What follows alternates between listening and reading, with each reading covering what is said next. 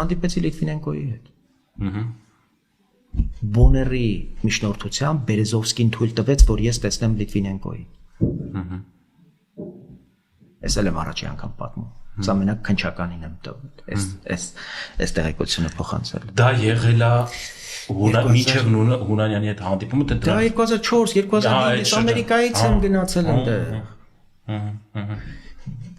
Ադրբեջանական լրատվամիջոցին 2003-ին կամ 4-ին տված հարցազրույցի հետքերով Լիտվինենկոն տվել է հարցազրույց։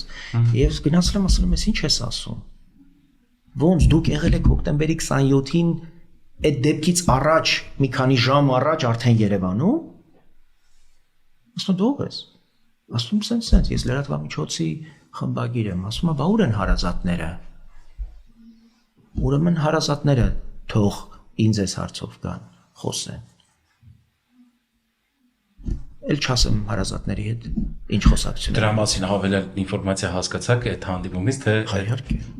Եվ Նաիրին, եւ այս բոլորը գալիս են ամբողջացնելու որ սա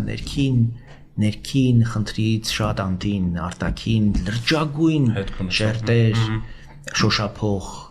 իրադարձություններ, որի նպատակը հայկական պետականության կազմաքանդումներ, չեղարկումներ, իդեպ մենք հիմա էլ կանգնած ենք այդպիսի մի ընտրության առաջ։